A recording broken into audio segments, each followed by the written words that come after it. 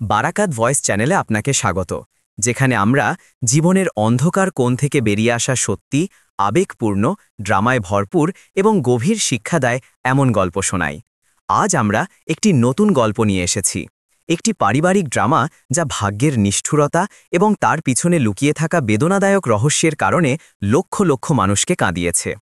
এই গল্পটি হল প্রিয়া, একটি 10 বছরের মেয়ে যে উত্তরপ্রদেশের এক গরিব গ্রামে থাকত। একদিন প্রিয়াকে পেটে প্রচণ্ড ব্যথার কারণে হাসপাতালে নিয়ে আসা হলো। সেখানে ডাক্তাররা অবাক হলেন যখন জানতে পারলেন যে সে 10 বছর বয়সে গর্ভবতী।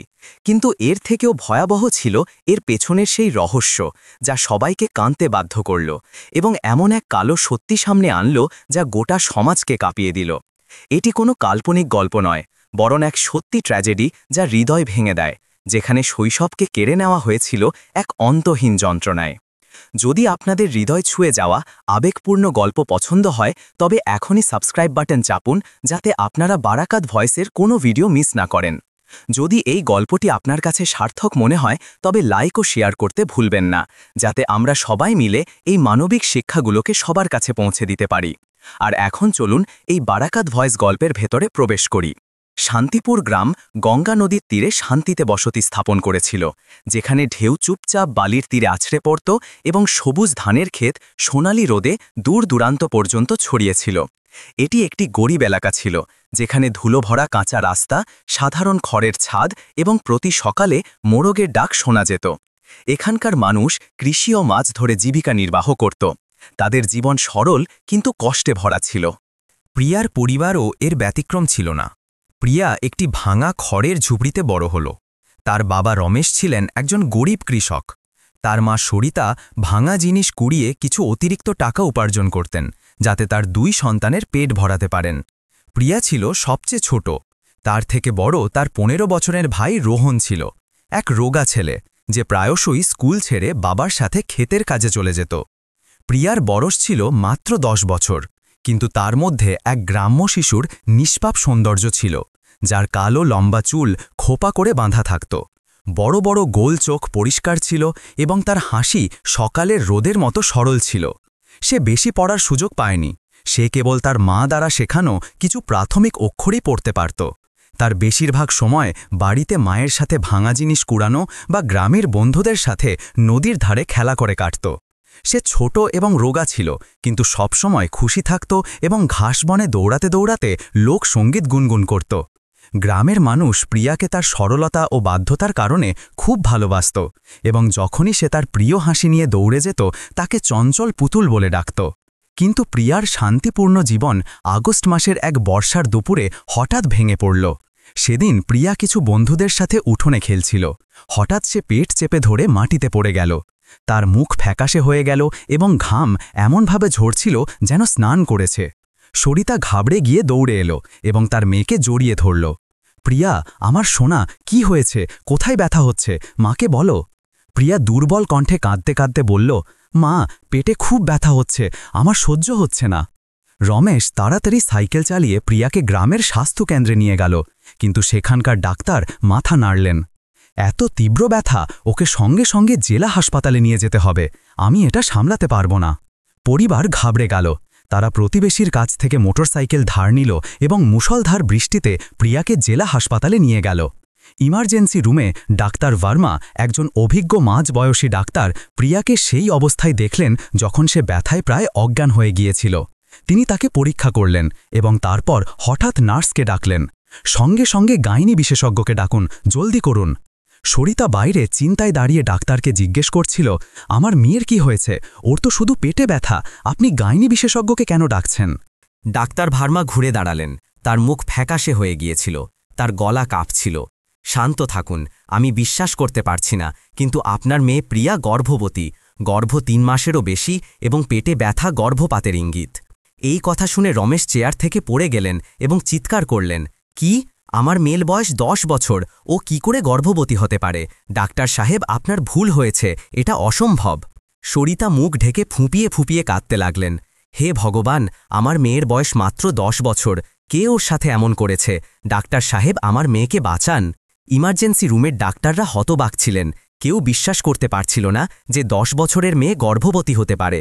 গাইনি বিশেষজ্ঞ ডাক্তার শর্মা দৌড়ে এলেন এবং আল্ট্রাসাউন্ড করে নিশ্চিত করলেন, হ্যাঁ, গর্ভ 3 মাসেরও বেশি, কিন্তু প্রিয়া খুব ছোট, ওর শরীর এটা সহ্য করতে পারবে না, আমাদের সঙ্গে সঙ্গে ইমার্জেন্সি অপারেশন করতে হবে। প্রিয়াকে গুরুতর অবস্থায় অপারেশন থিয়েটারে নিয়ে যাওয়া হলো, যখন রমেশ এবং সরিতা বাইরে বারান্দায় হাঁটু গেড়ে বসে কাঁদছিলেন। আমার সোনা, তোর সাথে কে এমন করেছে? মাফ করে দে মা, তোর রক্ষা করতে পারিনি। এই খবর হাসপাতালে এবং তারপর গোটা শান্তিপুর গ্রামে আগুনের মতো ছড়িয়ে পড়ল, যা সবাইকে হতবাক করে দিল। ও প্রিয়া 10 বছর বয়সে গর্ভবতী। হে ভগবান, যে এই কাজ করেছে সে কত বড় পাপী। অপারেশন থিয়েটারে 2 ঘন্টারও বেশি সময় পর ডাক্তার শর্মা বাইরে এলেন। তার মুখ বিষণ্ণ ছিল।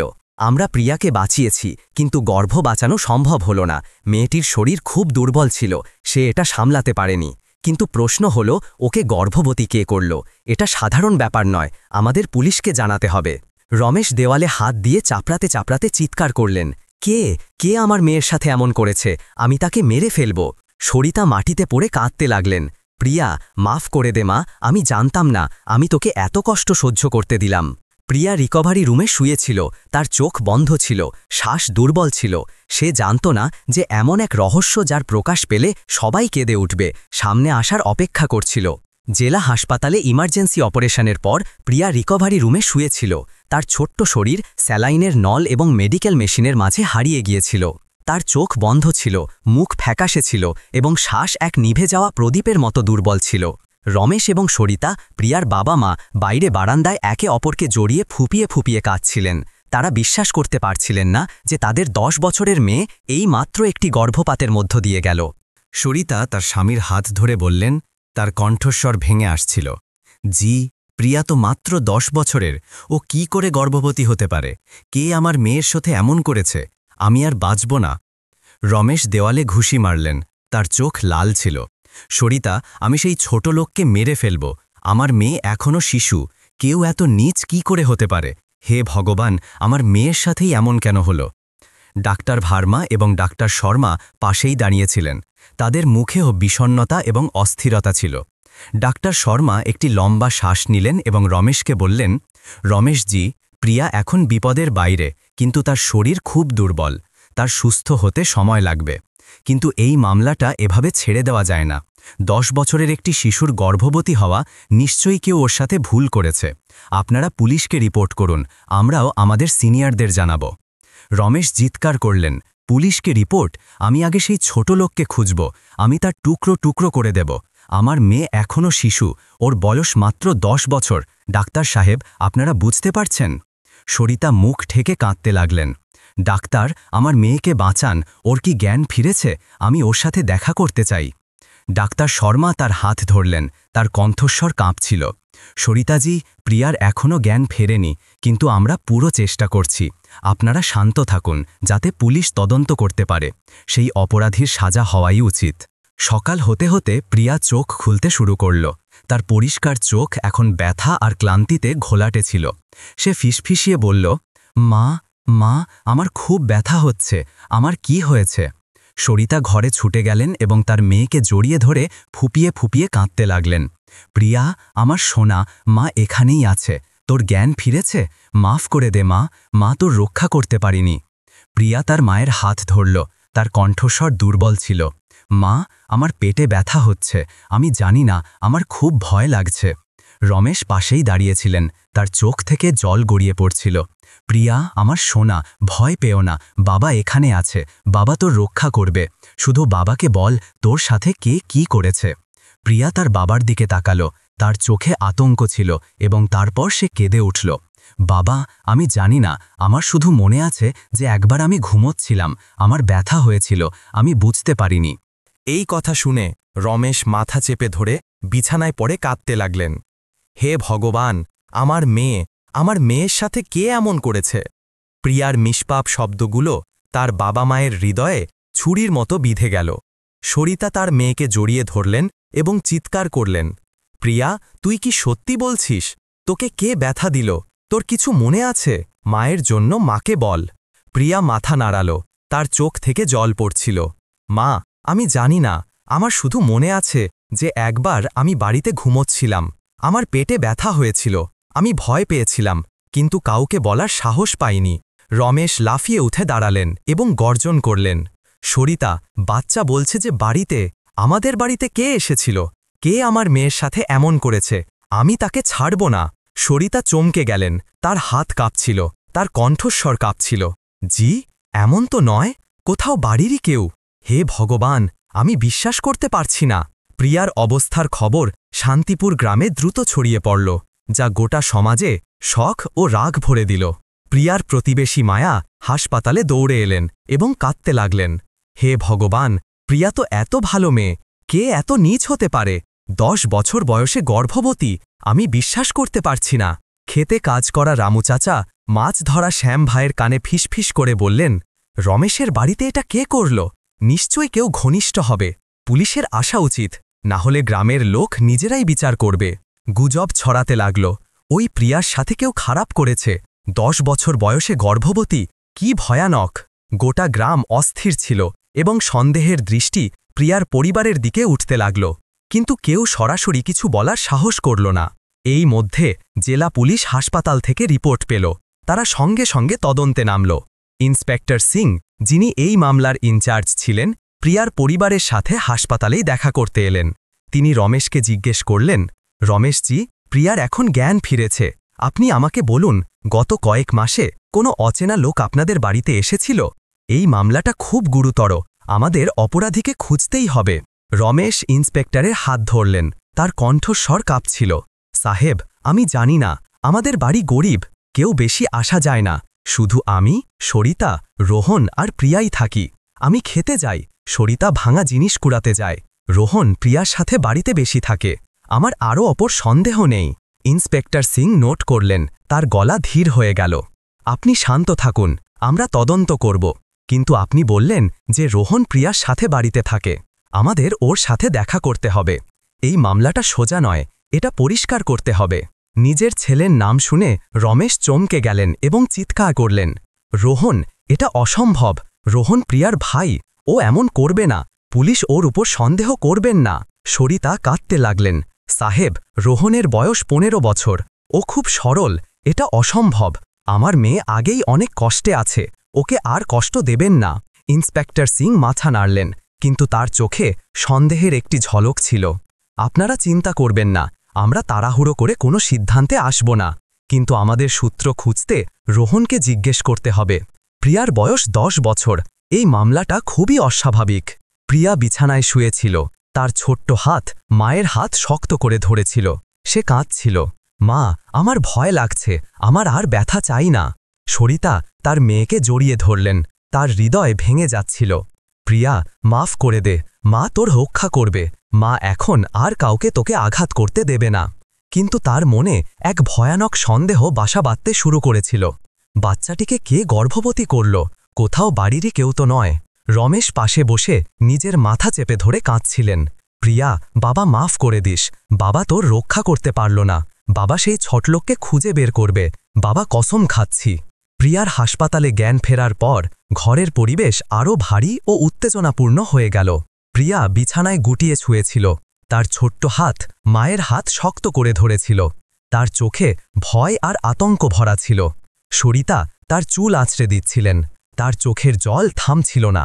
প্রিয়া, আমার সোনা, ভয় পেও না, মা এখানেই আছে, মা তোর রক্ষা করবে।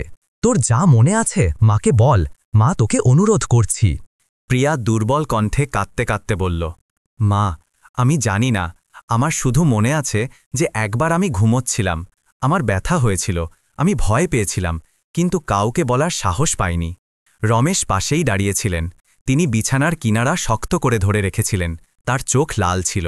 প্রিয়া, পরিষ্কার করে বল, তোকে কে ব্যথা দিল, বাড়িতে না অন্য কোথাও? বাবার জানতে হবে। প্রিয়ার নিষ্পাপ কথাগুলো রমেশের হৃদয়ের ক্রোধের আগুনে আরও ঘি ঢেলে দিল।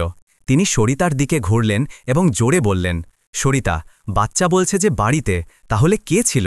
আমাদের বাড়িতে কে এসেছিল যে বাচ্চার সাথে এমন করেছে? আমাদের বাড়িতে আমার, তোমার আর রোহন ছাড়া কে আছে? সরিতা চমকে গেলেন, তার হাত কাঁপতে লাগল, তার কণ্ঠস্বর ভেঙে গেল। জি, আপনি কি বলছেন? কোথাও রোহনকে নয়, এটা অসম্ভব, ও প্রিয়ার ভাই, ও এমন করবে না। রমেশ দেওয়ালে হাত চাপড়াতে চাপড়াতে চিৎকার করলেন, অসম্ভব, আমিও বিশ্বাস করি না, কিন্তু প্রিয়া বলছে যে বাড়িতে, তাহলে রোহন ছাড়া কে? আমাকে ওকে জিজ্ঞেস করতে হবে, আমি আমার মেয়েকে অন্যায় দেখতে পারি না। ইন্সপেক্টর সিং, যিনি মামলার ইনচার্জ ছিলেন, পাশেই দাঁড়িয়ে প্রিয়া এবং পরিবারের সব কথা নোট করছিলেন। তিনি রমেশের দিকে তাকালেন, তার গলা ধীর হয়ে গেল। রমেশজি, আমি আপনার ব্যথা বুঝতে পারছি, কিন্তু তাড়াহুড়ো করে কোনো সিদ্ধান্তে আসবেন না। আমাদের রোহনের সাথে দেখা করতে হবে, সব কিছু পরিষ্কার করতে হবে। যদি এটি বাড়ির কেউ হয় তবে আমরা তাকে পরিষ্কার করে দেব। আপনি রোহনকে এখানে নিয়ে আসুন যাতে প্রিয়া ভয় না পায়। না, আমি ওকে একান্তে জিজ্ঞেস করব। রমেশ মাথা নাড়ালেন, কিন্তু তার চোখে রাগ ভরা ছিল। ঠিক আছে সাহেব, আমি ওকে এখনই আনছি। যদিও সত্যিই এমন করে থাকে তবে আমি তাকে ছাড়ব না, যদিও ও আমার ছেলে হোক। সরিতা ফুপিয়ে ফুপিয়ে কাঁদতে লাগলেন। আপনি এমন বলবেন না, রোহন খুব সরল, ও এমন করবে না, আমার বিশ্বাস হচ্ছে না। রমেশ শান্তিপুর গ্রামের দিকে দৌড়ালেন। বৃষ্টিতে পাগলের মতো সাইকেল চালাচ্ছিলেন। তার হৃদয় পিতার ভালোবাসা এবং প্রিয়ার ব্যথার মাঝে জড়িয়েছিল। যখন তিনি তার খড়ের ঝুপড়িতে পৌঁছালেন, দেখলেন যে রোহন, তার 15 বছরের ছেলে, বারান্দায় গুটিয়ে বসেছিল। তার রোগা মুখ চিন্তায় ভরা ছিল। তিনি চিৎকার করলেন, রোহন, এখানে আয়, পুলিশ তোকে ডাকছে। তুই প্রিয়ার ব্যাপারে শুনেছিস? রোহন মাথা তুলল, তার চোখে আতঙ্ক ছিল। বাবা, কি হয়েছে? আমি গ্রামের লোকেদের কাছ থেকে শুনেছি যে প্রিয়ার শরীর খারাপ। ওর কি হয়েছে বাবা? রমেশ রোহনের কলার ধরলেন এবং গর্জন করলেন, তুই এখনও অভিনয় করছিস? প্রিয়া গর্ভবতী, 10 বছর বয়সে গর্ভবতী। তুই ওর সাথে বাড়িতে থাকতিস, সত্যি বল, তুই ওর সাথে কিছু করেছিস? রোহন চমকে গেল, তার চোখ থেকে জল গড়িয়ে পড়তে লাগল। বাবা, আপনি কি বলছেন? আমি প্রিয়ার সাথে কিছু করিনি, আমি ওর ভাই। আপনি আমার ওপর সন্দেহ করতে পারেন কি করে? আমি কিছু জানি না। রমেশ তার ছেলের দিকে তাকালেন, তার হৃদয় কেটে যাচ্ছিল। কিন্তু প্রিয়ার কথা এবং পুলিশের সন্দেহ তাকে শান্ত থাকতে দিল না। তিনি রোহনকে সাইকেলে টেনে তুললেন এবং সোজা হাসপাতালে নিয়ে গেলেন। তার কণ্ঠস্বর কাঁপছিল, রোহন, পুলিশকে সত্যি বলবি। যদি তুই করে থাকিস তবে বাবা তোকে মাফ করবে না, কিন্তু যদি তুই না করে থাকিস তবে বাবা মাফ করে দিস। রোহন কাঁদতে লাগল, বাবা, আমি করিনি, আমি প্রিয়াকে খুব ভালোবাসি, আমি ওর সাথে কিছু করিনি। যখন তারা হাসপাতালে পৌঁছালো, ইন্সপেক্টর সিং রোহনকে একটি আলাদা রুমে নিয়ে গেলেন। যখন রমেশ এবং সরিতা প্রিয়ার কাছে থেকে গেলেন, তিনি রোহনকে জিজ্ঞেস করলেন, তার গলা নরম কিন্তু গম্ভীর ছিল, রোহন, ভয় পেও না, আমি পুলিশ, আমার তোর কাছ থেকে সত্যি জানতে হবে। তুই গত কয়েক মাস ধরে প্রিয়ার সাথে বাড়িতে ছিলি? তুই কি কোনো অচেনা লোককে বাড়িতে আসতে দেখেছিস, বা তুই প্রিয়ার সাথে কিছু করেছিস? রোহন মুখ ঢেকে কাঁদতে লাগল, পুলিশ আঙ্কেল, আমি কিছু করিনি, আমি বাড়িতে প্রিয়ার সাথে থাকতাম, আমি বাবার সাথে খেতেই যেতাম, আমি কোনো অচেনা লোককে দেখিনি, আমি জানতাম না যে ও গর্ভবতী, আমি কিছু করিনি। ইন্সপেক্টর সিং রোহনকে দেখলেন, ছেলেটির চোখে আতঙ্ক এবং সত্যতা ছিল, কিন্তু তিনি তাড়াহুড়ো করে কোনো সিদ্ধান্তে এলেন না। তিনি আগে জিজ্ঞেস করলেন, রোহন, মন দিয়ে মনে করার চেষ্টা কর, কখনো কি প্রিয়া ঘুমোচ্ছিল এবং তুই কাউকে আসতে দেখেছিস বা কিছু অদ্ভুত শুনেছিস? রোহন মাথা নেড়ে কাঁদতে কাঁদতে বলল, আঙ্কেল, আমি জানি না, একবার আমি ক্ষেত থেকে ফিরলাম তো আমি প্রিয়াকে কাঁদতে দেখলাম, আমি জিজ্ঞেস করলাম তো ও বলল যে পেটে ব্যথা, আমি ভেবেছিলাম ও কিছু ভুল খেয়েছে, আমি জানতাম না। ইন্সপেক্টর সিং নোট করলেন, তার গলা ধীর হয়ে গেল। ঠিক আছে রোহন, আমি বিশ্বাস করি যে তুই সত্যি বলছিস, কিন্তু আমাকে আরও তদন্ত করতে হবে। তুই তোর বাবা মায়ের কাছে যা, কিন্তু গ্রাম ছেড়ে যাস না। যদি কিছু হয় তবে আমার তোর সাথে আবার দেখা করতে হবে। যখন রোহন বাইরে এলো, রমেশ ওর দিকে ছুটে গেলেন এবং তার কাঁধ ধরলেন। রোহন, তুই পুলিশকে কি বলেছিস? তুই কি সত্যিই করেছিস? রোহন ফুপিয়ে ফুপিয়ে কাঁদতে লাগল, বাবা, আমি করিনি, আমি কসম খেয়ে বলছি যে আমি প্রিয়ার সাথে কিছু করিনি, বাবা, আমার বিশ্বাস করো। সরিতা দৌড়ে এলেন এবং রোহনকে জড়িয়ে ধরে কাঁদতে লাগলেন, জি, আপনি ছেলের ওপর সন্দেহ করবেন না, রোহন করেনি, আমার ওর ওপর বিশ্বাস আছে। কিন্তু যদি ও না করে থাকে তবে কে কে প্রিয়ার সাথে এমন করেছে? রমেশ নিজের মাথা ধরলেন, তিনি চেয়ারে পড়ে গেলেন। আমি জানি না, যদি রোহন না করে থাকে তবে কে? আমাদের বাড়িতে তো আর কেউ নেই। ঘরে প্রিয়া তার বাবা মাকে ঝগড়া করতে শুনল। সে কাঁদতে লাগল, মা, বাবা, ঝগড়া করো না, আমার ভয় লাগছে, আমি চাই না যে রোহন ভাইয়া বকুনি খাক। সরিতা তার মেয়েকে জড়িয়ে ধরলেন, তার কণ্ঠস্বর ধরে এলো, প্রিয়া, আমার সোনা, চিন্তা করিস না, মা রোহন ভাইয়াকে বিশ্বাস করে, মা খুঁজে বের করবে তোকে কে আঘাত করেছে, তুই চিন্তা কর, মা তোর সাথে এখানেই আছে। কিন্তু তার মনে এক ভয়ানক সন্দেহ এখনও থেকে গেল। যদি রোহন না করে থাকে, তবে আমাদের বাড়িতে কে এসেছিল? অথবা সে আর ভাবতে সাহস করল না। কিন্তু তার চোখ দরজার দিকে গেল, যেখানে গ্রামের লোকেরা জড়ো হয়ে ফিসফিস করছিল। এই ঘটনার খবর গোটা শান্তিপুর গ্রামে ছড়িয়ে পড়ল এবং সমাজে আবেগের এক ঝড় উঠল। মায়া দৌড়ে এলেন এবং কাঁদতে লাগলেন। হে ভগবান, রোহনের ওপর সন্দেহ করা হচ্ছে, এটা অসম্ভব, ও খুব সরল। রামু চাচা জোরে বললেন, যদি রোহন না করে থাকে তবে কে? রমেশের বাড়ি খুব বন্ধ থাকে, কেবল কোনো পরিচিত ব্যক্তিই হতে পারে।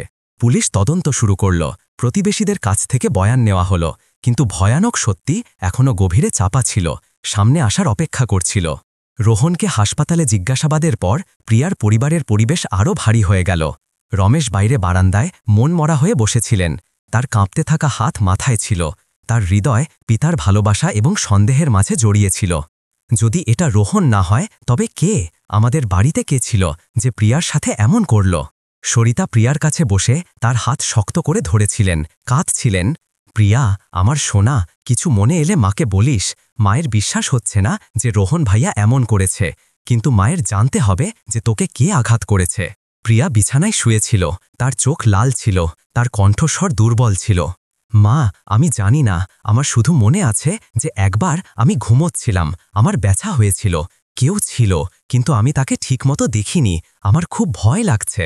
সরিতা তার মেয়েকে জড়িয়ে ধরলেন এবং ফুপিয়ে ফুপিয়ে কাঁদতে লাগলেন। হে ভগবান, আমার সোনা, কে এত নীচ, কে আমার মেয়েকে এত কষ্ট দিল? ইন্সপেক্টর সিং, যিনি মামলার ইনচার্জ ছিলেন, রোহনের বক্তব্যে থেমে গেলেন না। তিনি তার দল নিয়ে শান্তিপুর গ্রামে ফিরলেন এবং প্রতিটি গলি উপগলিতে তদন্ত করলেন। প্রতিবেশীদের এবং প্রিয়ার বাড়িতে আসা যাওয়া করা লোকেদের কাছ থেকে বয়ান নিলেন। সবথেকে কাছের প্রতিবেশী মায়া পুলিশকে বললেন, রমেশের বাড়ি গরিব, কেউ বেশি আসে যায় না, কিন্তু আমার মনে আছে যে আমি একবার রমেশের খুড়তুতো ভাই সুরেশ মামাকে প্রায়শই খেলতে এবং বাচ্চাদের জন্য খাবার আনতে দেখেছি। তিনি খুব সরল বলে মনে হয়, আমার মনে হয় না যে তিনি কিছু করেছেন। রামু চাচা মাঝখানে বললেন, হ্যাঁ, সুরেশ মামা প্রায়শই আসতেন, কিন্তু আমি কিছু অদ্ভুত দেখিনি। রমেশের বাড়ি খুব বন্ধ থাকে, কেবল কোনো পরিচিত ব্যক্তিই ভেতরে যেতে পারে। ইন্সপেক্টর সিং নোট করলেন, তার চোখে সন্দেহের একটি ঝলক ছিল। সুরেশ মামা, আমাকে এই লোকটির সাথে দেখা করতে হবে। যদি সে কোনো পরিচিত ব্যক্তি হয় তবে সম্ভাবনা বেশি। সুরেশ, পুরো নাম সুরেশ প্রসাদ, রমেশের খুড়তুতো ভাই ছিল। ৪৫ বছরের লোক, যে প্রিয়ার বাড়ি থেকে কিছু কিলোমিটার দূরে থাকত। সে ঘুরে ঘুরে সাইকেল ঠিক করার কাজ করত এবং প্রায়শই প্রিয়ার পরিবারের সাহায্য করার জন্য আসত, কারণ তারা গরিব ছিল। যখন পুলিশ তার বাড়িতে পৌঁছালো, সুরেশ বারান্দায় বসে সাইকেল ঠিক করছিল। ইন্সপেক্টর সিংকে দেখে তার মুখ হঠাৎ ঘাবড়ে গেল। পুলিশ এখানে কি করছে? আমি কিছু ভুল করিনি। ইন্সপেক্টর সিং তার চোখের দিকে সরাসরি তাকালেন, তার গলা ধীর হয়ে গেল।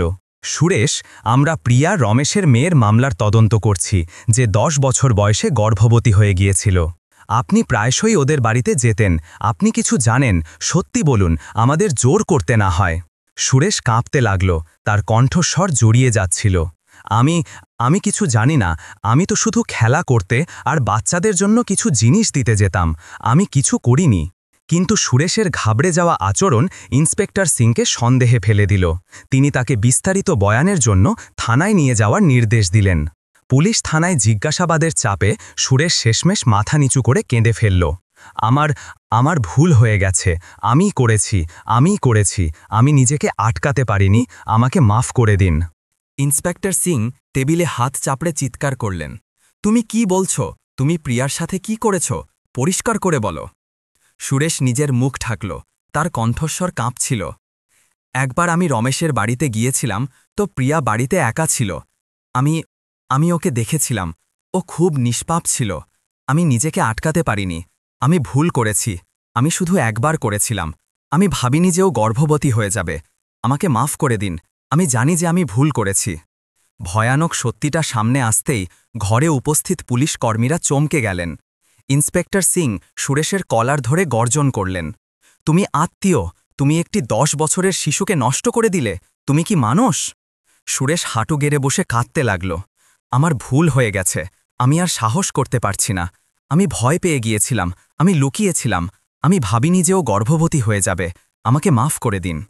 কিন্তু তার ক্ষমা প্রার্থনা সেই ভয়ানক অপরাধকে মুছে দিতে পারছিল না, যার খোলাসা হয়েছিল। পুলিশ সঙ্গে সঙ্গে প্রিয়ার পরিবারকে খবর দিল। যখন ইন্সপেক্টর সিং হাসপাতালে পৌঁছালেন, রমেশ এবং সরিতা প্রিয়ার পাশে বসেছিলেন। তিনি তাদের বাইরে ডাকলেন, তার কণ্ঠস্বর ভেঙে আসছিল। রমেশজি, সরিতাজি, আমরা তাকে খুঁজে পেয়েছি। আপনার খুড়তুতো ভাই সুরেশই প্রিয়ার সাথে এই কাজ করেছে, সে তার অপরাধ কবুল করেছে। এই কথা শুনে রমেশ মাটিতে পড়ে গেলেন এবং চিৎকার করলেন, কি, সুরেশ আমার ভাইয়ের মতো? সে আমার মেয়ের সাথে এমন করেছে? আমি তাকে মেরে ফেলব। তিনি দরজার দিকে ছুটে গেলেন, কিন্তু পুলিশ তাকে আটকে দিল। তিনি কাঁদতে লাগলেন, হে ভগবান, এটা কিভাবে হতে পারে? ও আমার ভাই, ও এত নীচ কি করে হতে পারে? সরিতা হাঁটু গেড়ে বসে ফুপিয়ে ফুপিয়ে কাঁদতে লাগলেন, সুরেশ, তুই পশু, আমার মেয়ের বয়স 10 বছর, তুই ওকে নষ্ট করে দিলি, আমি তোকে মাফ করব না। রমেশ পুলিশ থানার দিকে ছুটে গেলেন। সুরেশকে হ্যান্ডকাফ পরা দেখে তিনি তার মুখে ঘুষি মারলেন এবং চিৎকার করলেন, সুরেশ, তুই আমার ভাই, তুই আমার মেয়ের সাথে এমন কি করে করলি? তুই আমাকে মেরে ফেল। সুরেশ মাথা নিচু করে কাঁদতে লাগল, রমেশ, আমার ভুল হয়ে গেছে, আমি ক্ষমা চাওয়ার সাহস করতে পারছি না, আমি জানি যে আমি মৃত্যুর যোগ্য। পুলিশ রমেশকে থামানোর চেষ্টা করল, কিন্তু তিনি চিৎকার করতে থাকলেন, ওকে বাইরে আনো, আমি ওকে মেরে ফেলব, আমার মেয়ের বয়স 10 বছর, এ আমার মেয়ের জীবন কেড়ে নিয়েছে। সরিতা পিছু পিছু দৌড়ে এলেন এবং তার স্বামীকে জড়িয়ে ধরে কাঁদতে লাগলেন, জি, থামুন, ভুল করবেন না, পুলিশকে ওদের কাজ করতে দিন। প্রিয়া আগেই অনেক কষ্টে আছে, আপনি আর কষ্ট বাড়াবেন না। সুরেশের খবর শান্তিপুর গ্রামে ছড়িয়ে গেল, গোটা সমাজ রাগে ফুটছিল। মায়া চিৎকার করলেন, হে ভগবান, সেই সুরেশ, সে তো সরল হবার অভিনয় করত, কে জানত যে সে এত নীচ? রামু চাচা টেবিলে হাত চাপড়ে বললেন, ওকে বাইরে আনো, গ্রামের লোকেরা বিচার করবে, 10 বছরের বাচ্চাকেও ছাড়েনি। গ্রামের লোকেরা সুরেশের বাড়ির সামনে জড়ো হল এবং নিজেদের বিচার করার দাবি করতে লাগল। কিন্তু পুলিশ সময়মতো হস্তক্ষেপ করল এবং তাকে সুরক্ষার জন্য জেলা সদর দপ্তরে নিয়ে গেল। হাসপাতালে প্রিয়া তার বাবা মাকে কাঁদতে শুনল। সে তার মাকে জিজ্ঞাসা করল, কে আমার সাথে এমন করেছে? আমার ভয় লাগছে। সরিতা তার মেয়েকে জড়িয়ে ধরলেন এবং কাঁদতে কাঁদতে বললেন, প্রিয়া, ও সুরেশ মামা ছিল, তিনি তোমাকে আঘাত করেছেন, মাফ করে দে মা, মা তোর রক্ষা করতে পারেনি। প্রিয়া কাঁদতে লাগল, তার কণ্ঠস্বর দুর্বল ছিল, মা, সুরেশ মামা আমাকে ব্যথা কেন দিল? আমার ভয় লাগছে, আমি ওর সাথে আবার দেখা করতে চাই না। রমেশ পাশেই দাঁড়িয়েছিলেন, তিনি মুষ্টিবদ্ধ করেছিলেন, তার চোখ লাল ছিল। প্রিয়া, বাবা মাফ করে দিস, বাবা সেই ছোট লোককে বাড়িতে আসতে দিয়েছিল, বাবা ওকে শাস্তি দেওয়াবে। প্রিয়ার নিষ্পাপ কথাগুলো তার বাবা মায়ের হৃদয়ে নুন ছিটিয়ে দিল। সরিতা তার মেয়ের চুল আঁচড়িতে দিতে কাঁদতে কাঁদতে বললেন, প্রিয়া, আমার সোনা, ভয় পেও না, সুরেশ মামাকে ধরে নিয়ে যাওয়া হয়েছে, সে এখন তোমাকে আঘাত করবে না, মা তোমার সাথে এখানেই আছে, মা বাদা করছে। প্রিয়া তার মায়ের হাত ধরল, তার চোখ থেকে জল পড়ছিল। মা, আমার খুব ব্যথা হচ্ছে, আমি বুঝতে পারছি না, আমি বাড়ি যেতে চাই। রমেশ মুখ ফিরিয়ে কাঁদতে লাগলেন। সরিতা, বাচ্চাটার বয়স মাত্র 10 বছর, সে বুঝতে পারছে না যে কি হয়েছে, সুরেশ ওর জীবন নষ্ট করে দিয়েছে, আমি ওকে মাফ করব না। তিনি বাইরে ছুটে গেলেন এবং পুলিশ থানায় যেতে লাগলেন। কিন্তু ইন্সপেক্টর সিং তাকে থামালেন, রমেশজি, শান্ত থাকুন, সুরেশ হেফাজতে আছে, আমরা আইন অনুসারে ব্যবস্থা নেব, আপনি কোনো ভুল পদক্ষেপ নেবেন না, প্রিয়াকে এখন আপনার প্রয়োজন। এই মধ্যে জেলা পুলিশ থানায় সুরেশ সাজতে গুটিয়ে বসেছিল। তার মুখ বিষণ্ণ ছিল, তার চোখ কেঁদে লাল হয়ে গিয়েছিল। সে বিড়বিড় করছিল, আমার ভুল হয়ে গেছে, আমি ভাবিনি যে ও গর্ভবতী হয়ে যাবে, আমি শুধু একবার করেছিলাম, আমাকে মাফ করে দিন। কিন্তু তার বিলম্বিত ক্ষমা সেই ভয়ানক অপরাধকে মুছে দিতে পারছিল না, যা সে প্রিয়ার সাথে করেছিল। ইন্সপেক্টর সিং বারগুলোর পিছন থেকে তাকে দেখলেন। তার গলা শীতল ছিল, সুরেশ, তুমি একটি 10 বছরের শিশুকে নষ্ট করেছ, তুমি ভাবছ যে ক্ষমা চাইলে সব ঠিক হয়ে যাবে, তুমি আইনের কাছে শাস্তি পাবে, প্রিয়ার পরিবার তোমাকে কখনো মাফ করবে না। সুরেশ মাথা নিচু করে কাঁদতে লাগল, আমি জানি যে আমি মৃত্যুর যোগ্য, আমি ক্ষমা চাওয়ার সাহস করতে পারছি না। সুরেশের অপরাধের খবর গোটা শান্তিপুর গ্রামে ছড়িয়ে গেল। গোটা সমাজ রাগ এবং আফসোসে ভরে গেল। মায়া হাসপাতালে দৌড়ে এলেন এবং সরিতাকে জড়িয়ে ধরে কাঁদতে লাগলেন, সরিতা, এটা কি করে হলো? সুরেশ সরল হওয়ার অভিনয় করত, কে জানত যে সে এত নীচ? প্রিয়া খুব কষ্টে আছে। রামু চাচা মাটিতে হাত চাপড়ে বললেন, আমি বিশ্বাস করতে পারছি না, ও আমাদেরই লোক ছিল আর এমন করল। বাচ্চাটার বয়স মাত্র 10 বছর, ও ওর জীবন কেড়ে নিল।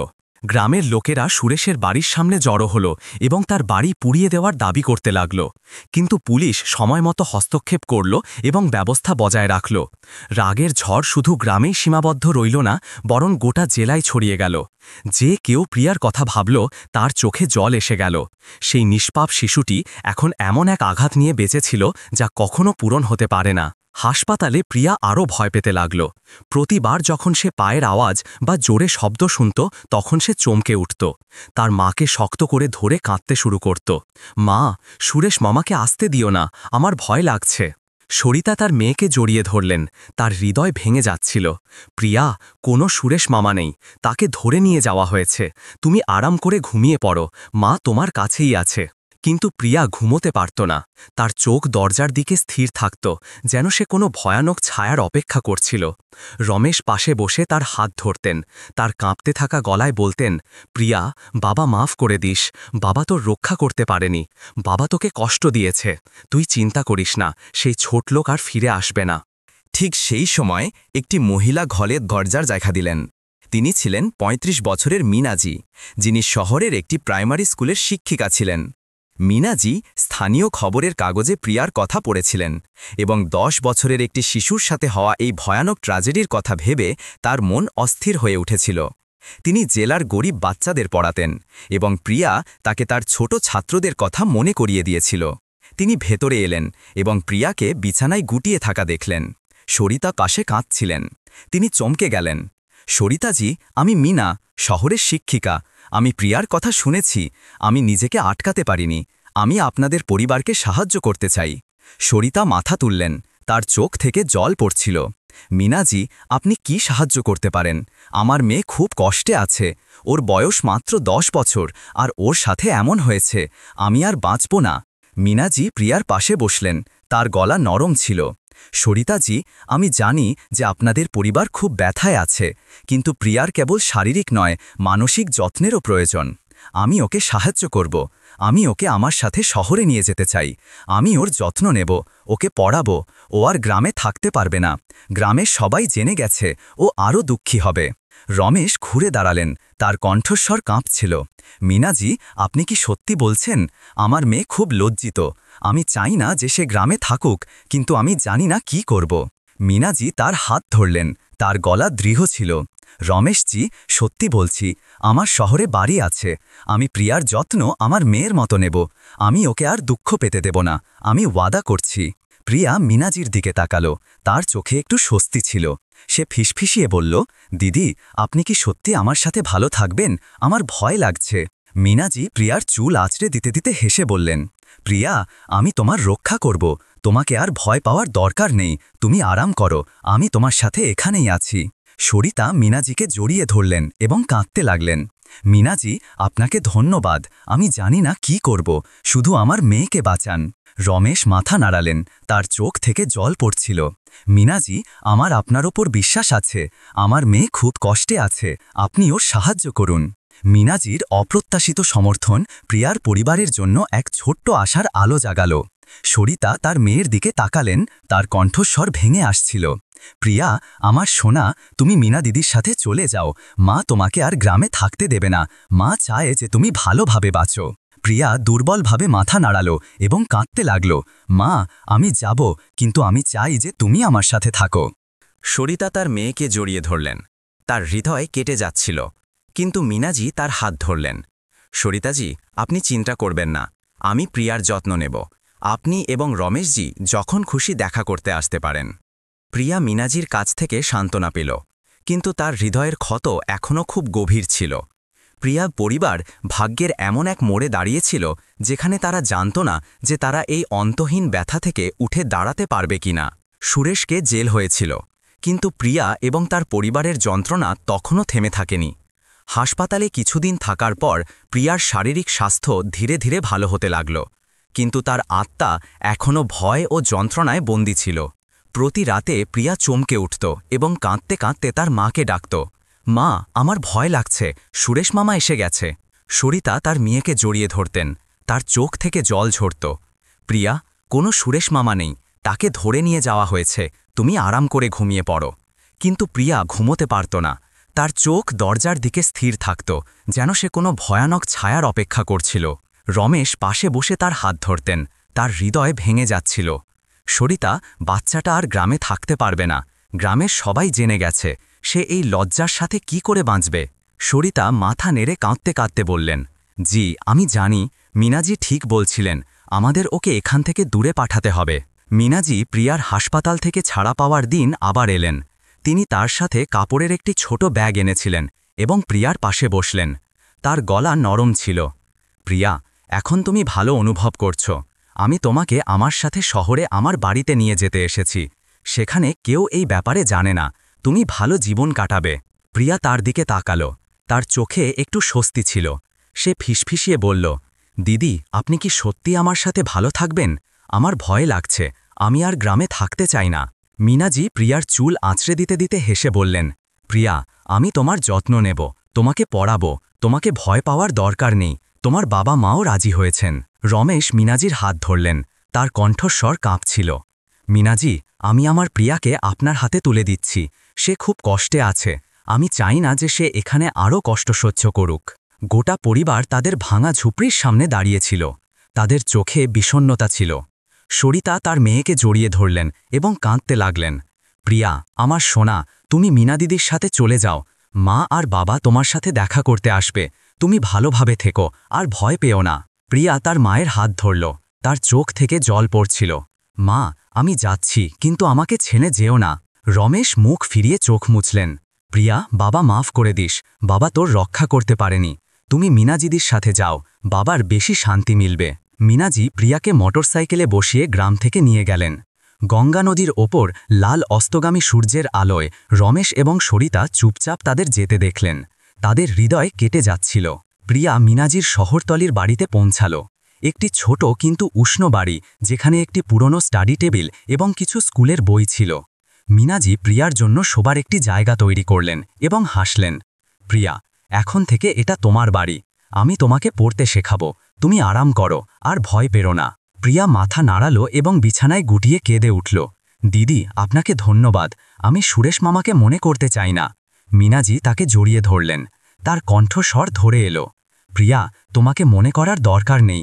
আমি এখানে আছি, তুমি ভুলে যাবে, আমি ওয়াদা করছি। প্রিয়ার আলোর সন্ধানে যাত্রা শুরু হলো। কিন্তু তার ভেতরের ভয় তখনও একটি বড় কালো ছায়া ছিল, যদিও মিনাজি একটু আলো আনার চেষ্টা করছিলেন। এই মধ্যে শহরে সুরেশ মামার গ্রেপ্তারের মাত্র 1 মাস পর তার বিচার শুরু হল। আদালত শান্তিপুর গ্রামের লোকেদের ভিড়ে ঠাসা ছিল, যারা তাদের সাথে রাগ এবং যন্ত্রণা নিয়ে এসেছিলেন। সুরেশ কাঠগড়ায় দাঁড়িয়েছিল। তার মুখ রোগা, হাতে হ্যান্ডকাফ এবং মাথা লজ্জায় নিচু ছিল। জজ অভিযোগগুলি পড়লেন। অভিযুক্ত সুরেশ প্রসাদ ৪৫ বছর। প্রিয়ার পরিবারের বিশ্বাসের সুযোগ নিয়ে এমন এক জঘন্য কাজ করেছেন, যার ফলে শিকার 10 বছর বয়সে গর্ভবতী হয়ে গুরুতর শারীরিক ও মানসিক ক্ষতির সম্মুখীন হয়েছেন। রমেশ নিচের সারিতে বসেছিল। তিনি সরিতার হাত ধরে রেখেছিলেন। তার চোখ লাল ছিল। ছোট লোক, তুই এর শাস্তি পাবি। জিজ্ঞেস করা হলে সুরেশ কাঁদতে লাগল। আমার ভুল হয়ে গেছে, আমি ক্ষমা চাওয়ার সাহস করতে পারছি না। আমি শুধু একবার করেছিলাম। আমি ভাবিনি যে প্রিয়া গর্ভবতী হয়ে যাবে। আমি তার পরিবারের কাছে ক্ষমা চাইছি। রমেশ লাফিয়ে উঠে দাঁড়ালেন এবং চিৎকার করলেন, তুই ক্ষমা চাইলে সব ঠিক হয়ে যাবে? আমার মেয়ের বয়স 10 বছর, তুই ওর জীবন কেড়ে নিলি। তুই মৃত্যুর যোগ্য। সরিতা মুখ ঢেকে কাঁদতে লাগলেন। সুরেশ, তুই আমার ভাই ছিলি, তুই এত নীচ কি করে হতে পারলি? আমার মেয়ে কষ্টে আছে, তুই ওর জীবন ফিরিয়ে দে। গ্রামের লোকেরা চিৎকার করতে লাগল, ওকে মেরে ফেলো, সেই পাপীকে মাফ করা যাবে না। জজ হাতুড়ি পিটিয়ে শান্তি বজায় রাখতে বললেন। কিন্তু আদালতের পরিবেশ উত্তেজনাপূর্ণ রইল। সরকারি উকিল বললেন যে অভিযুক্তের কাজটি বিশেষত গুরুতর, যা শিকার এবং পরিবারকে গভীর আঘাত দিয়েছে।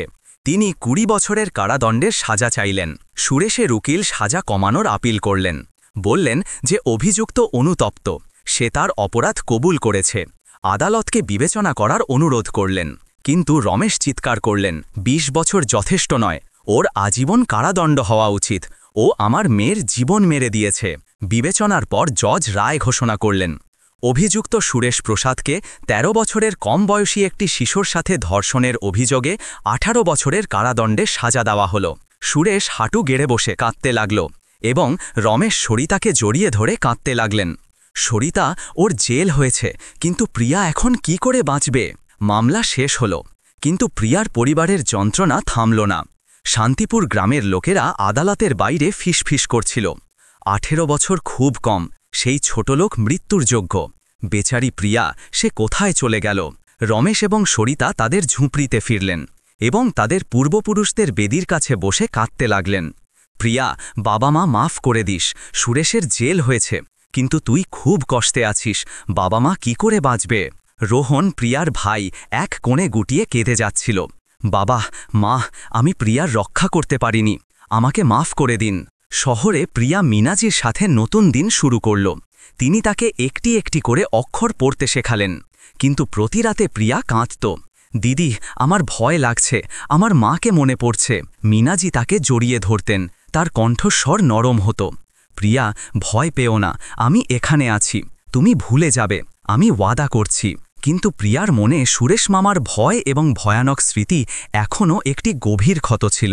প্রিয়া মিনাজির বাড়িতে ২ মাসেরও বেশি সময় ধরে ছিল এবং তাদের জীবনে ছোট ছোট পরিবর্তন আসতে লাগল।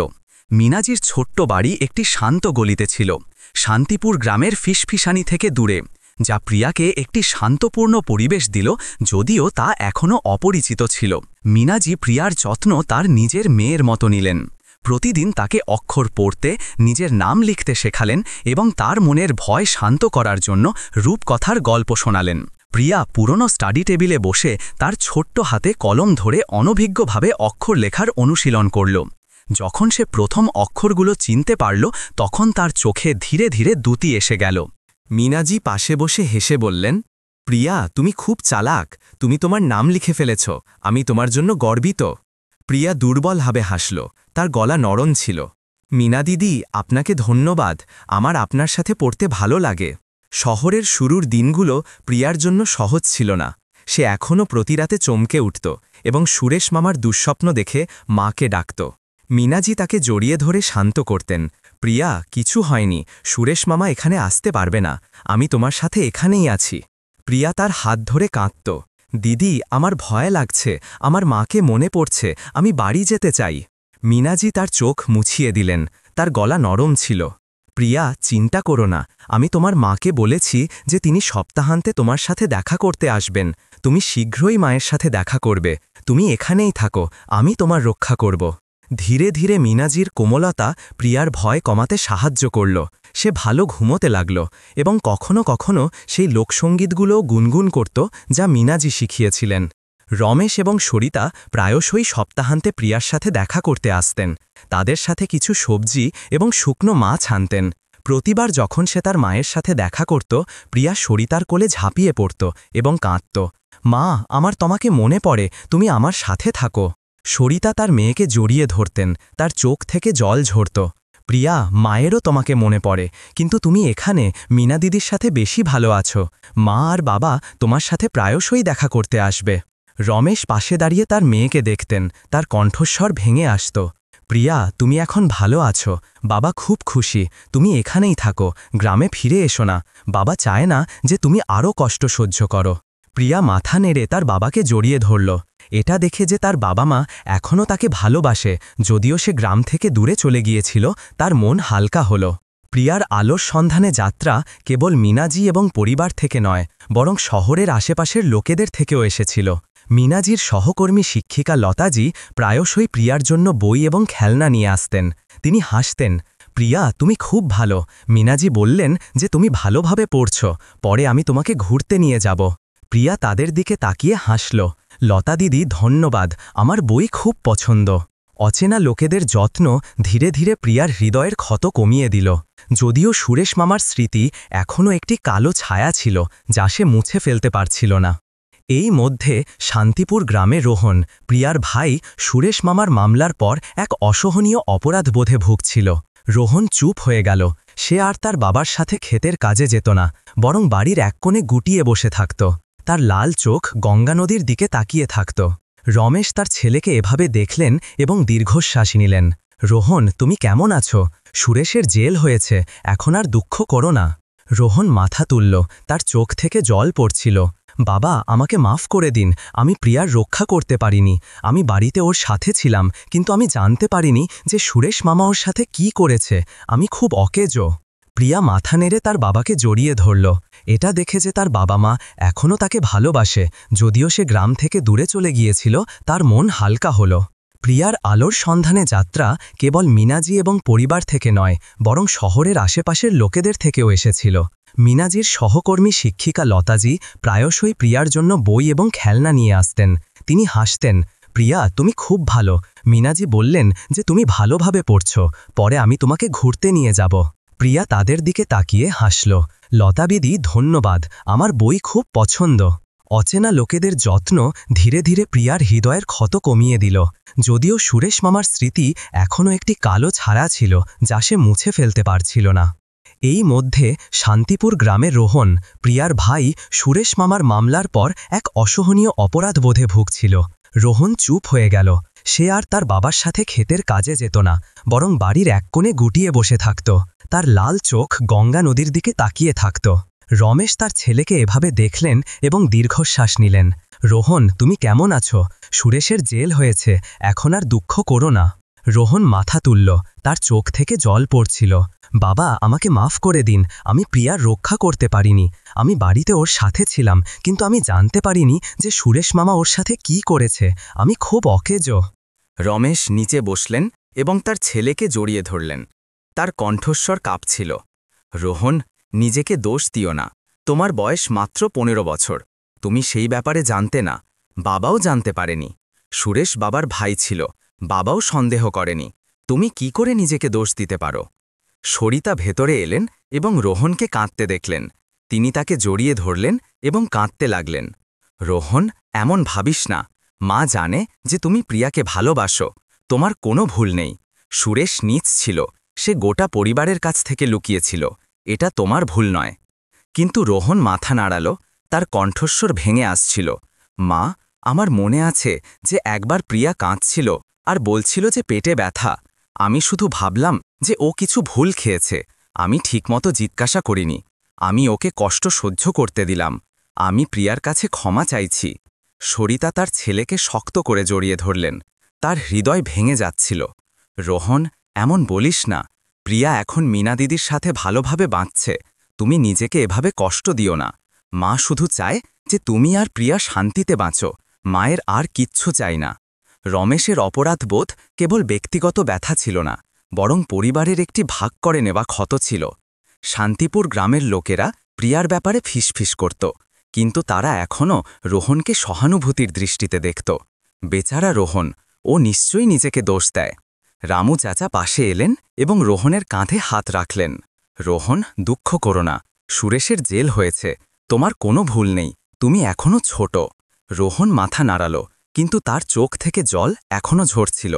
রামু চাচা, আমি প্রিয়ার রক্ষা করতে পারিনি। আমি নিজেকে মাফ করতে পারছি না। শহরে প্রিয়া ধীরে ধীরে নতুন জীবনে অভ্যস্ত হচ্ছিল। এক সন্ধ্যায় যখন মিনাজি তাকে একটি অনুশীলন শেষ করতে শেখালেন, প্রিয়া হঠাৎ হেসে বলল, মিনা দিদি, আমি ভালোভাবে পড়তে চাই। আমি আপনার মতো শিক্ষক হতে চাই। আমি আর ভয় পেতে চাই না। মিনাজি তাকে জড়িয়ে ধরলেন। তার চোখে জল এসে গেল। প্রিয়া, তুমি এমন বললে আমি খুব খুশি। তুমি এটা করতে পারবে। আমার তোমার ওপর বিশ্বাস আছে। প্রিয়ার হাসি যদিও দুর্বল ছিল, কালো দিনগুলোর পর প্রথম আলোর কিরণ ছিল, যেন ঝড়ের মাঝে একটি ছোট প্রদীপ টিমটিম করছিল। কিন্তু শান্তিপুরে রোহন নদীর ধারে বসে জলের স্রোত দেখছিল এবং ফিসফিস করছিল। প্রিয়া, ভাই, মাফ করে দিস। আমি তোর রক্ষা করতে পারিনি। তুই ভালোভাবে থাকিস, আমি চেষ্টা করব।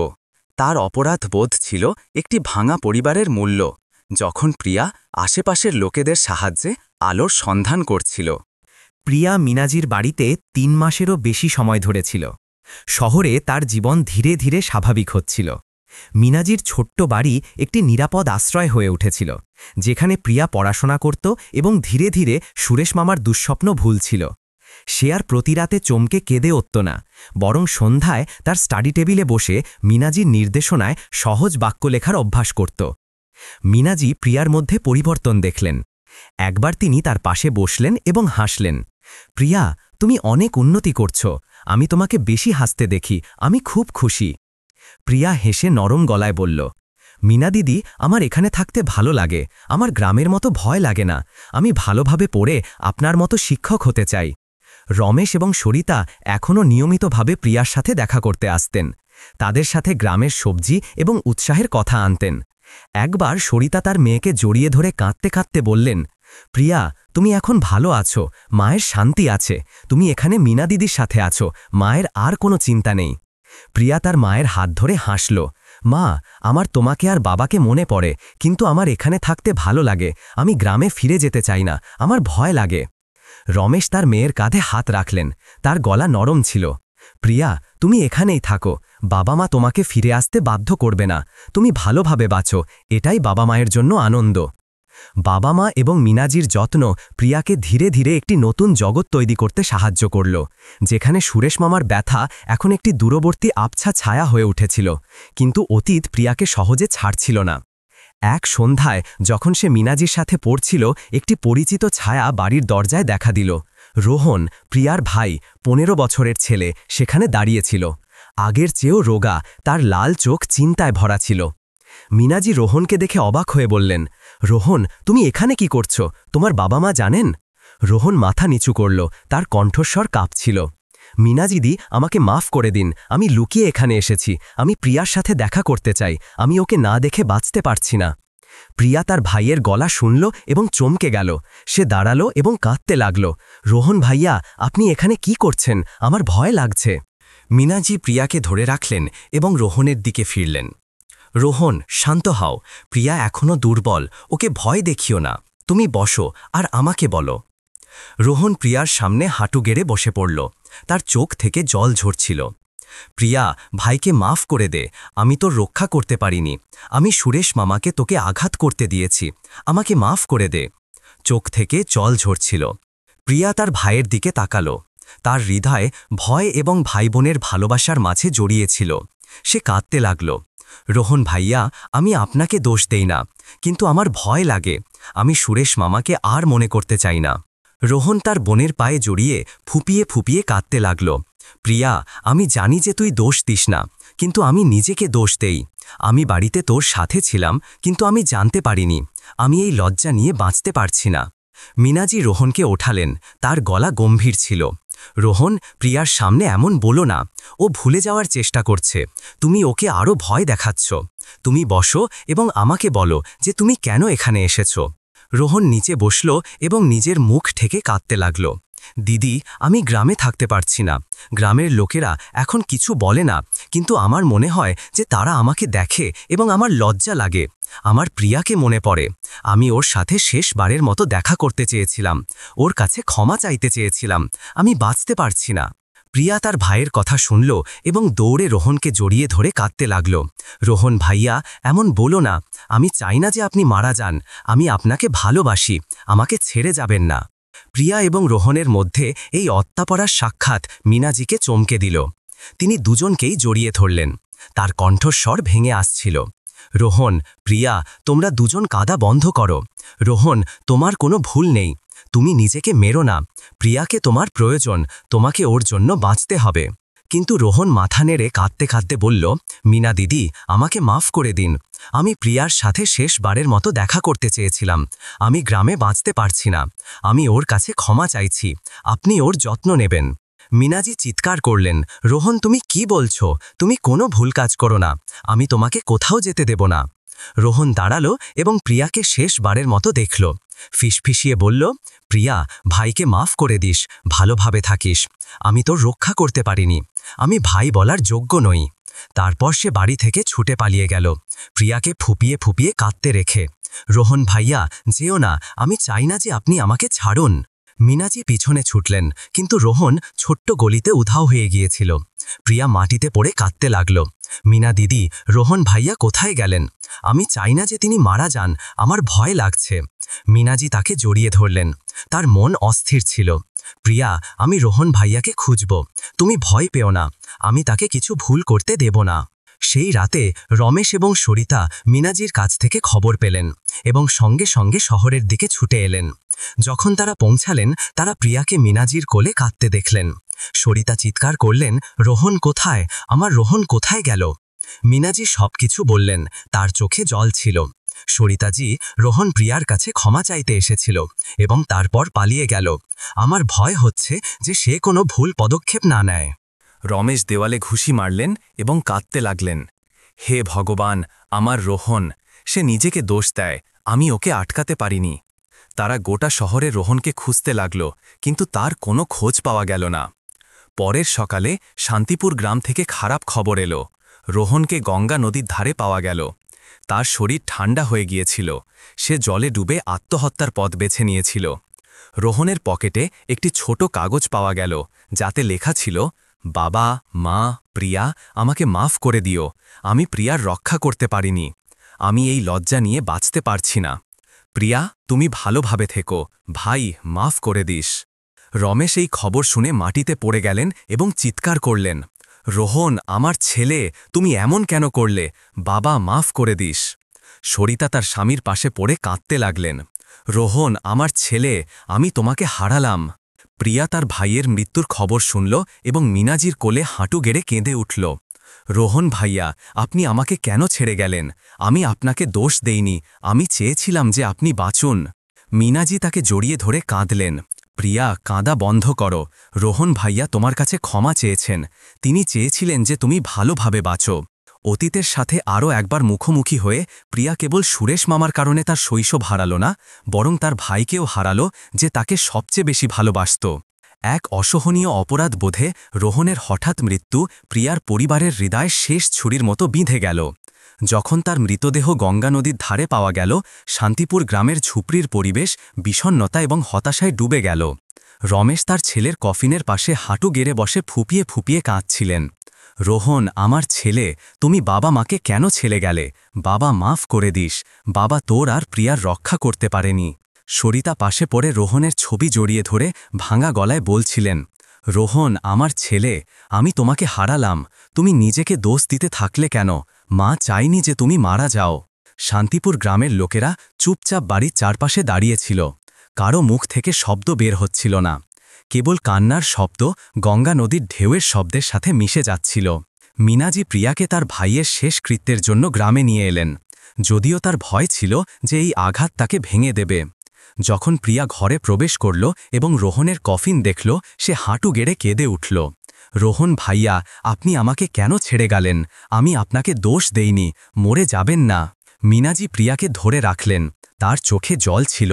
প্রিয়া, শান্ত হও, রোহন ভাইয়া তোমার কাছে ক্ষমা চেয়েছেন, তিনি চেয়েছিলেন যে তুমি ভালোভাবে বাঁচো। প্রিয়া কফিন শক্ত করে ধরে ফুপিয়ে ফুপিয়ে কাঁদতে লাগল, মিনা দিদি, আমি চাই যে রোহন ভাইয়া ফিরে আসুক, আমি চাই না যে তিনি চলে যান। রমেশ তার মেয়েকে জড়িয়ে ধরে কাঁদতে লাগলেন, প্রিয়া, বাবা মাফ করে দিস, বাবা রোহনকে হারিয়েছে, বাবা তোমাকে আর দুঃখ পেতে দেবে না। সরিতা দুজনকেই জড়িয়ে ধরলেন। তাদের পরিবার এক অন্তহীন যন্ত্রণায় ডুবে গিয়েছিল।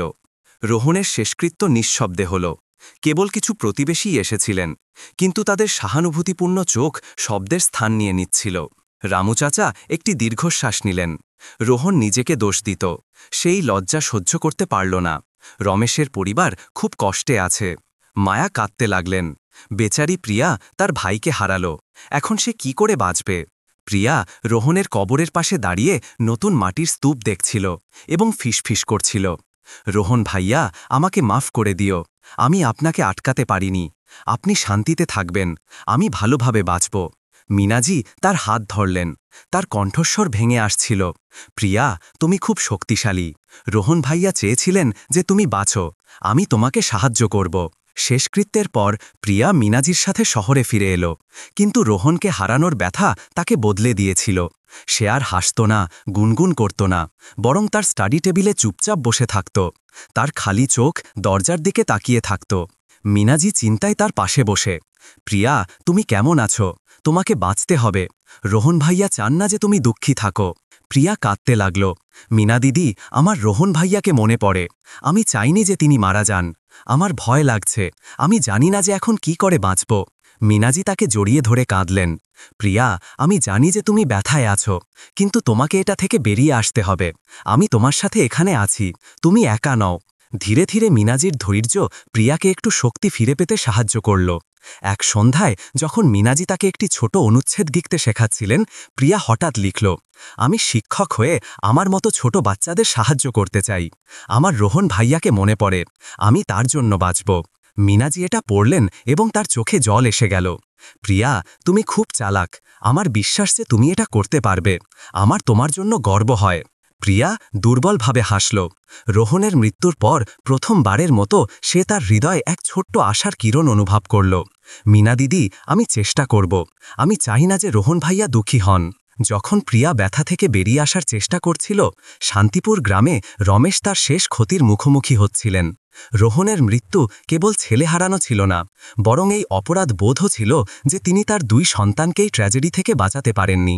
এক সন্ধ্যায় তিনি গঙ্গা নদীর ধারে একা বসে রোহন এবং প্রিয়ার পুরনো ছবি জড়িয়ে ধরে কাঁদতে লাগলেন। রোহন, প্রিয়া, বাবা মাফ করে দিস। বাবা তোদের আটকাতে পারিনি, প্রিয়াকে সেই ছোট লোক থেকে বাঁচাতে পারিনি। বাবা এখন কি করে বাঁচবে? তিনি তার মুখ ঢেকে ফুঁপিয়ে ফুঁপিয়ে কাঁদলেন। তার যন্ত্রণা ছিল পিতার ভালোবাসা, অনুতাপ এবং অবর্ণনীয় ক্ষতির মিশ্রণ। সরিতা তার স্বামীকে এভাবে দেখলেন এবং দৌড়ে তাকে জড়িয়ে ধরে কাঁদতে লাগলেন। জি, আপনি এমন করবেন না। প্রিয়া এখনও বেঁচে আছে, সে চেষ্টা করছে। আপনাকে ওর জন্য বাঁচতে হবে।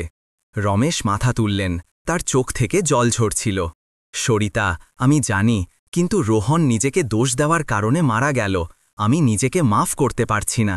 সেই ছোট লোক প্রিয়াকে কষ্ট দিল, আমি তাকে আটকাতে পারিনি। রোহনকে হারালাম, আমি কি করে বাঁচব? সরিতা তার স্বামীর হাত ধরলেন, তার কণ্ঠস্বর কাঁপছিল। জি, আমারও ব্যথা আছে, কিন্তু প্রিয়াকে আমাদের প্রয়োজন। আপনি আমাকে আর মেয়েকে ছেড়ে যাবেন না, আমি আপনাকে অনুরোধ করছি। রমেশ মাথা নেড়ে তার স্ত্রীকে জড়িয়ে ধরলেন। তার হৃদয় ব্যথায় ভরা ছিল, কিন্তু প্রিয়ার কথা ভেবে তাকে একটু সান্ত্বনা মিলল। আমি প্রিয়ার জন্য চেষ্টা করব, আমাকে বাঁচতে হবে। শহরে প্রিয়া ধীরে ধীরে মিনাজির সাথে পড়াশোনার মাধ্যমে তার সাহস সঞ্চয় করছিল। একবার শিক্ষক লতাজি এলেন এবং প্রিয়াকে লিখতে দেখলেন। তিনি হাসলেন, প্রিয়া, তুমি অনেক উন্নতি করছো, পরে তুমি শিক্ষক হবে, আমার খুব গর্ব হবে। প্রিয়া তাকে দেখল, তার গলা ঘির হয়ে গেল। লতা দিদি, আমি ভালোভাবে পড়তে চাই যাতে রোহন ভাইয়া খুশি হন, আমি চাই না যে তিনি দুঃখী হন। মিনাজি তাকে জড়িয়ে ধরলেন। তার মন হালকা হল যখন তিনি দেখলেন যে প্রিয়া এখন আর মৃত্যুর কথা বলছে না। প্রিয়া, তুমি এটা করতে পারবে, আমি এখানে আছি, তুমি এটা থেকে বেরিয়ে আসবে। রমেশ এবং সরিতা প্রিয়ার সাথে আরও ঘন ঘন দেখা করতে আসতে লাগলেন। প্রতিবার যখন তারা তাদের মেয়েকে হাসতে দেখতেন, তখন তারা একটু আলো পেতেন। এক সন্ধ্যায় প্রিয়া তার বাবাকে জড়িয়ে ধরে বলল, বাবা, মা, আমার এখন আর ভয় লাগে না। আমি রোহন ভাইয়ার জন্য, তোমাদের দুজনের জন্য ভালোভাবে বাঁচব। রমেশ কাঁদতে লাগলেন। প্রিয়া, তুমি এমন বললে বাবার শান্তি মিলল, কিন্তু তার হৃদয়ে রোহনকে হারানোর ক্ষতি এখনও এমন এক ক্ষত ছিল যা কখনো পূরণ হবে না। তিনি ফিসফিসিয়ে বললেন, রোহন, তুমি শান্তিতে থেকো, বাবা প্রিয়ার জন্য বাঁচবে। প্রিয়া মিনাজির সমর্থন এবং তার বাবা মায়ের ভালোবাসা থেকে ব্যথার ওপর কাটিয়ে উঠল। কিন্তু রোহনের মৃত্যু পরিবারে এমন এক শূন্যতা রেখে গেল যা কখনো পূরণ হতে পারে না। শান্তিপুরে ঝুপড়িতে এখন কেবল রমেশ এবং সরিতাই থেকে গিয়েছিলেন। গঙ্গা নদীর ঢেউগুলো যেন তাদের দুঃখের গল্প শোনাচ্ছিল। রোহনের মৃত্যুর পর প্রিয়া মিনাজির সাথে শহরে তার জীবন চালিয়ে গেল। সময় পেরিয়ে গেল এবং শান্তিপুর গ্রামের ভয়ানক স্মৃতিগুলো ধীরে ধীরে তার কোমল হৃদয়ে আবছা হয়ে গেল। এমন নয় যে সে পুরোপুরি ভুলে গিয়েছিল, বরং সে ব্যথার সাথে বাঁচতে শিখে নিয়েছিল। মিনাজি প্রিয়াকে প্রতিদিন পড়াতেন, প্রথম অক্ষর থেকে ছোট ছোট প্রবন্ধ পর্যন্ত, যার ফলে সে বইয়ের মধ্যে আবার আনন্দ খুঁজে পেল। প্রিয়া এখন আর রাতে চমকে কাঁদত না, বরং সন্ধ্যায় তার স্টাডি টেবিলে বসে লিখত। প্রতিটি পাতা শেষ করার পর তার চোখে দ্যুতি এসে যেত। মিনাজি পাশে বসে হাসতেন। প্রিয়া, তুমি খুব চালাক, আমি তোমাকে আরও শক্তিশালী হতে দেখছি, আমার তোমার জন্য গর্ব হয়। প্রিয়া হেসে নরম গলায় বলল, মিনা দিদি, আমি ভালোভাবে পড়ে আপনার মতো শিক্ষক হতে চাই। আমি চাই না যে রোহন ভাইয়া দুঃখী হন। রমেশ এবং সরিতা এখনও নিয়মিতভাবে প্রিয়ার সাথে দেখা করতে আসতেন। তাদের সাথে গ্রামের সবজি এবং সাধারণ গল্প আনতেন। প্রতিবার যখন সে তার বাবা মায়ের সাথে দেখা করত তাদের জড়িয়ে ধরে হাসত। বাবা মা, আমি এখন ঠিক আছি, আমার এখানে থাকতে ভালো লাগে, আমার এখন আর ভয় লাগে না। রমেশ তার মেয়ের চুল আছড়ে দিলেন, তার গলা নরম ছিল। প্রিয়া, বাবা তোমাকে হাসতে দেখে শান্ত অনুভব করে, তুমি এখানেই মীনা দিদির সাথে থাকো, বাবা মা খুব খুশি। সরিতা তার মেয়েকে জড়িয়ে ধরলেন, তার চোখ থেকে জল ঝরছিল, কিন্তু সাথে একটি হাসিও ছিল। প্রিয়া, তুমি ভালোভাবে বাঁচো, এটাই মায়ের শান্তি। আমি রোহনকে হারালাম, কিন্তু তুমি ঠিক আছো, মায়ের আর কিছু চাই না। তাদের পরিবার এখন আর অতীত নিয়ে বেশি কথা বলতো না, বরং বর্তমানের ওপর মনোযোগ দিত, যেখানে প্রিয়া ধীরে ধীরে আবার বাঁচছিল। মীনাজি কেবল প্রিয়াকে পড়ালেনই না, বরং যখন সে পর্যাপ্ত সুস্থ হল তখন তাকে শহরের প্রাইমারি স্কুলেও ভর্তি করালেন।